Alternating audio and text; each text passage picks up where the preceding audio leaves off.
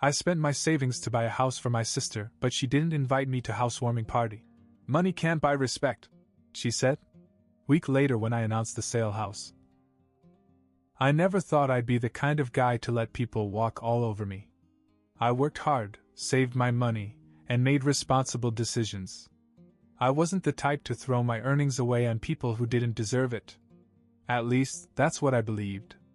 But then came the relentless pressure from my parents. It started right after Melissa got married.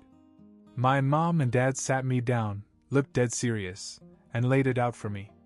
Melissa and Nick need a house, my mom said, crossing her arms like it wasn't even a discussion. They're in a good financial position, Jeremy. It's time for you to step up for your family. I almost laughed at how casually they said it, like I should just nod and write a check. They don't need a house, I said. They can rent like everybody else. Mom scoffed. And waste money on rent? With a baby on the way? Dad chimed in. We don't have room for them here, and you know it. Either they move in with you or you help them out. Be a man about it. I shook my head. Not my responsibility. They should have thought about all this before they got married. That was my first mistake, thinking my refusal actually mattered. From that day on, they made it their personal mission to wear me down. Every single conversation revolved around the same guilt trip. Mom would text me long paragraphs about how family takes care of each other. Dad constantly reminded me that I was able to help while Melissa and Nick were just getting started. And Melissa? She never even asked me. She let our parents do all the work, as if she just expected me to do it. For a month, they pestered me. Calls at odd hours, surprise visits where they'd sit in my apartment and bring it up again and again. When I ignored my phone, they'd leave voicemails dripping with disappointment. Mom even cried once, saying, I raised you better than this. Finally, I broke. Not because I agreed with them, not because I wanted to, but because I was just so tired. Fine. You want a house? You got a house. I spent almost all my savings, $293,000, including repairs and furniture, on a place for them. It wasn't a mansion, but it was nice. Ready to move in. A backyard. A safe neighborhood for the baby they kept throwing in my face. I signed the paperwork, took care of everything. Legally, it was my house. But I had every intention of giving it to them as a gift. The last step was to give them the keys. But right before that, I had to leave town for a few days. While I was gone, my parents decided it was best not to wait. They gave Melissa and Nick the keys and let them move in without me. I didn't think much of it at first. When I got back, I stopped by to congratulate them, expecting at least a thank you. Instead, they barely acknowledged me. They were busy unpacking, moving boxes, setting up furniture. It was like I was a delivery guy who had overstayed his welcome. Nick barely looked at me. Melissa mumbled something about how they were still getting settled and didn't have time to chat. I stood there for a second, waiting, but nothing. No excitement, no gratitude, no offer to show me the house I paid for. I walked away, telling myself not to take it personally. Maybe they were overwhelmed. Maybe they were just busy. Maybe I expected too much. That was Monday. Then it was Saturday. I was scrolling through Instagram when I saw Melissa's post. A full-blown housewarming party. The place was packed. Friends, extended family, neighbors. And right there in the photos, my parents. The caption? Now we have our own place like all normal Americans. Life is easy. I wasn't invited. Something inside me snapped. I must have read that headline 10 times, feeling my blood pressure rise with each word. Now we have our own place like all normal Americans. Life is easy. As if they had earned it. Like they did it themselves. The party was in full swing, judging by the pictures. Tables full of food, drinks flowing, people laughing. A celebration. My parents were there, smiling, having a great time. Even distant relatives I hadn't seen in years were there. But me, the guy who paid for it all, was nowhere to be found.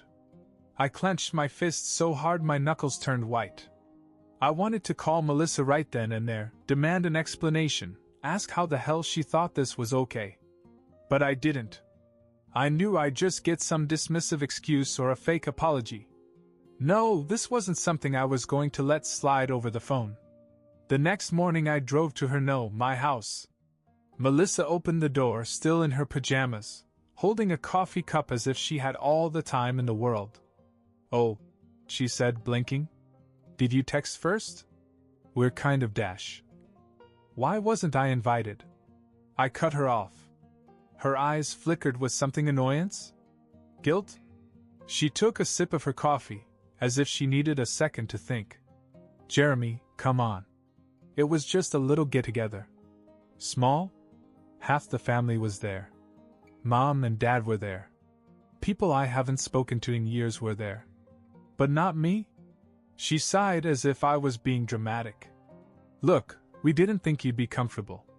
It wasn't about you, okay?" I let out a sharp laugh. "Not about me? I bought this house, Melissa." Nick appeared in the hallway with his arms crossed. "Dude, it's just a housewarming. Don't make this weird." I ignored him. All I wanted was a thank you. You didn't even acknowledge me when I came over. You acted like I was some random guest. And now this? Melissa put down her coffee and tilted her head like she was explaining something to a child. "Money can't buy respect, Jeremy." I stared at her, trying to process what I had just heard. "What?" She crossed her arms. "You decided to buy this house for us. That was your choice. But that doesn't mean we have to bow down and worship you for it. Frankly, I think it's kind of pathetic. If I were you, I wouldn't have done it. I'd have some self-respect." I felt something snap inside of me. "So let me get this straight. You think I'm a loser for buying you a house?" She shrugged. "I mean, yeah. It's kind of sad. You're so desperate for people to like you that you threw away almost 300 grand on us. And I still don't respect you any more than before. If anything, I respect you less." Nick chuckled. I looked at him, then back at my sister. I took a deep breath and smiled. "You must have forgotten, or maybe you never bothered to check whose name is on the deed to this house." Melissa's face paled for the first time. Nick straightened. "Wait, what do you mean?" I stepped back toward the door. "I mean that you two better start packing. Because by the end of the week you won't be living here anymore."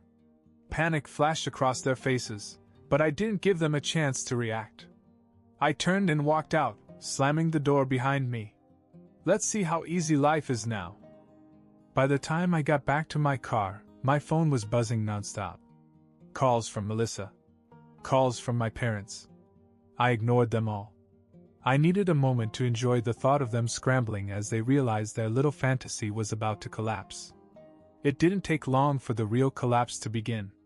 Barely an hour later, I was at home when I heard a loud banging on my door. I didn't even have to look, I knew exactly who it was. I opened it to see my mother standing there, arms flailing, eyes wide, as if I had just announced I was selling her kidneys. "You can't do this, Jeremy!" she screamed, pushing past me into my apartment. My dad followed, more quietly, but with the same look of disbelief. I shut the door behind them. "Actually, I can." "Where are they going?" my mother demanded. "You have a baby on the way. Do you even think before you act?" I crossed my arms. "You mean like they thought before throwing a party and not inviting me? Or before they called me a loser for helping them?" Mom waved her hand like that was irrelevant. "Melissa is your sister. And Nick is family now. You don't just take a house away from family." I laughed and shook my head. "That's funny. Because when you were pushing me to buy it, you made it pretty clear that it wasn't my house anymore. But now that I'm selling it, suddenly it's mine again, huh?" Dad finally spoke, his voice firm. "Son, let's be reasonable. You already spent the money.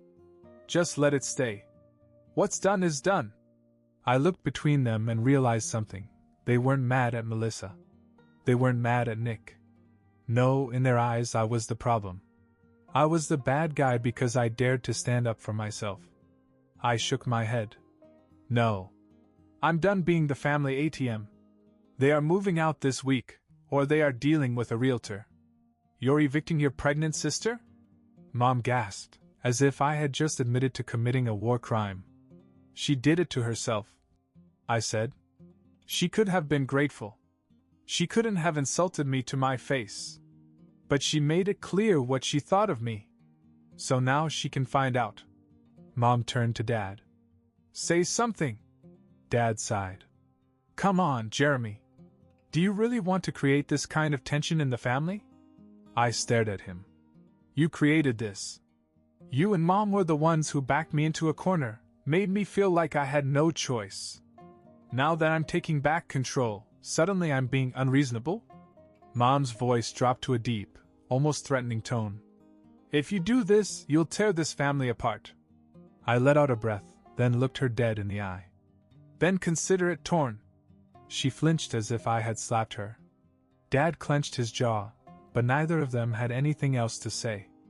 I walked to the door and opened it wide. If you're done trying to make me feel guilty, you can go now. I have a house to sell. Mom cried as they left.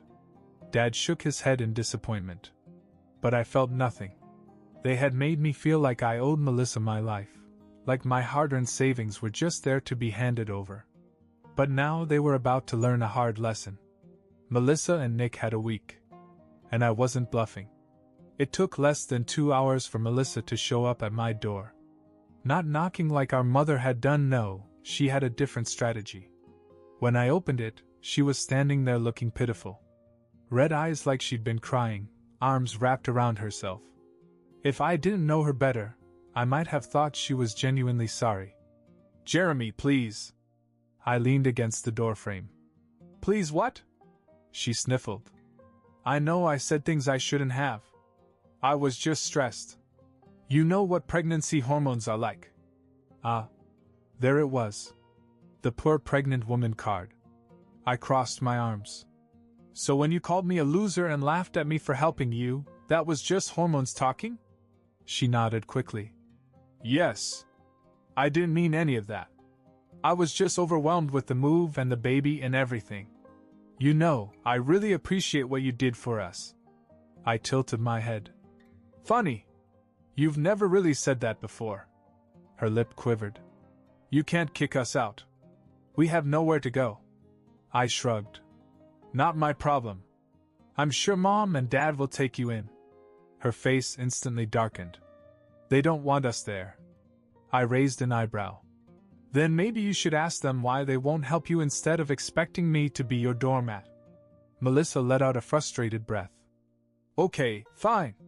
You want an apology? I'm sorry, Jeremy. There. I said it. I remained silent, waiting. She blinked. What? Say what you're really sorry for. She hesitated. I'm sorry I didn't invite you to the party. And? She shifted uncomfortably. And, for saying those things to you. I nodded. And? Her jaw clenched. Jeremy, come on. I stared at her. You're sorry you got caught. You're sorry that you need something from me now. But you're not sorry for using me. You're not sorry for treating me like garbage once you got what you wanted. She opened her mouth, then closed it. I smiled. You have 6 days left. I started to close the door, but she grabbed it. Wait. Just let Nick and I rent the house from you, okay? We'll pay you every month. That way we won't have to move and you'll still make money. I had to laugh at that. With what money? Nick can barely afford a tank of gas. And if you think I'm going to come after you every month for rent, you're delusional. Her face flushed red. I will pay you. You just have to trust me. I let out a slow breath. Like how you trusted me enough to invite me to your housewarming party? Or how you trusted me enough not to talk crap about me the second you moved in? Her eyes darted sideways. She had nothing to say. I took that as my cue and slammed the door in her face. Less than a minute later, my phone buzzed with a text from her. Melissa, I hope you know that selling the house doesn't make you any less of a loser. You'll always be alone, Jeremy. Enjoy your money. I grinned and put the phone down. We'll see if she still feels that way in a few days when she's carrying boxes back to Mom and Dad's house. When Saturday rolled around, I made it a point to stop by my house just to watch the show. Melissa and Nick were packing, their faces contorted in a mixture of anger and humiliation. Suitcases, boxes, random furniture, everything was being shoved into their beat-up car. My parents were there too, standing off to the side, arms crossed, looking just as angry. They weren't angry at Melissa. They weren't angry at Nick. No, all their anger was focused on me. I leaned against my car, arms crossed, taking it all in. Need some help? Melissa shot me a glare that could melt steel. Go to hell, Jeremy. I smirked. You sure? I mean, I helped you move in. Seems only fair that I help you move out. Nick slammed the trunk shut. This is bullshit. I shrugged. What else did you expect? He turned to me, face flushed. We're your family, man. Who the hell kicks out their own pregnant sister? I held up a finger. Correction, I didn't kick you out. I just reminded you that this house was never yours to begin with. Melissa scoffed. You think that makes you some kind of big man? You think you won? I tilted my head. I think I stopped being an idiot, if that's what you mean. Mom finally spoke up, her arms crossed so tightly it looked like she was holding herself back from lunging at me. I hope you're happy, Jeremy. I hope this was worth it. You humiliated your own sister. You turned your back on your family. I raised an eyebrow. No, see, that's where you have it backwards. You all turned your backs on me as soon as I was no longer useful. Dad muttered under his breath and shook his head. Pathetic. I laughed at that. Pathetic? You call me pathetic? I didn't beg and manipulate someone to buy me a house. I didn't throw a party in a house I didn't pay for and act like I deserved it. And I sure as hell didn't insult the one person who made it all possible. Melissa rolled her eyes. Oh my God, just shut up. You love playing the victim, don't you? I stared at her for a long second, then chuckled. You know what? I really don't. But I do love watching karma do its work. Nick kicked one of the packing boxes in frustration. This is so stupid. Agreed, I said. You two had a sweet deal. A free house. A fresh start. All you had to do was show a little common decency. But nope. That was too much trouble, huh? Melissa gritted her teeth. You're so petty. I shrugged. You're right. I am petty. But you deserve this. Mom stepped forward and shook her head. Melissa, Nick, let's just go. He's made his choice. Let him rot alone in his empty house. I grinned. Oh, don't worry. It won't be empty for long. I already have buyers lined up. That quickly shut them up. Melissa's face twisted. You're really selling it? Yep. Should be off my hands in no time. She opened her mouth, then closed it. There was nothing more to say. A few minutes later, they were gone, crammed into their car, heading back to Mom and Dad's. I exhaled slowly, feeling the weight of their drama finally begin to lift. I had spent years being the reliable one, the responsible one, the one who could always be counted on. But today I was just me. A week after Melissa and Nick had been dragged back to my parents' house, my phone rang.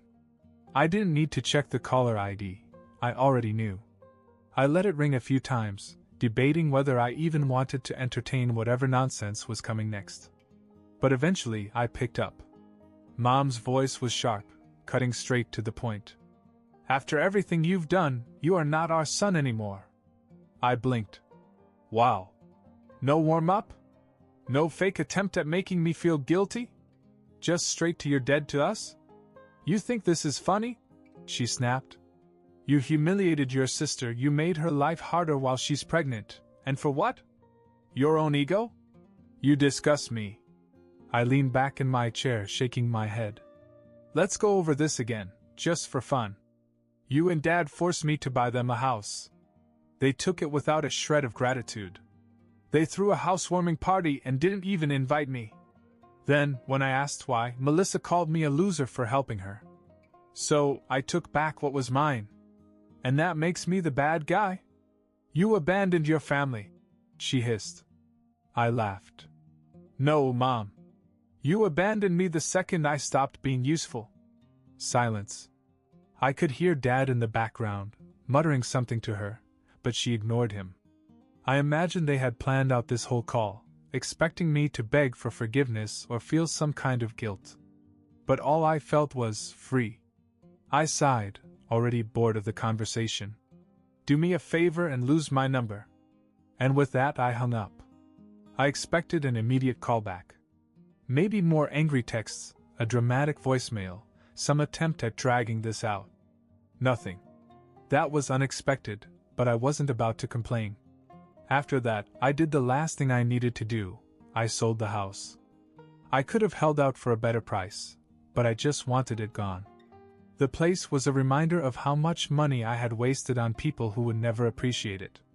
So, I knocked 25% off the asking price, knowing it would sell quickly. And it did. Melissa and Nick must have seen the listing because 2 days later, I got a text from an unknown number. You're such a petty asshole, Jeremy. You could have let us stay. Instead, you threw money away just to prove a point. You'll always be a miserable loser. I stared at the message for a moment.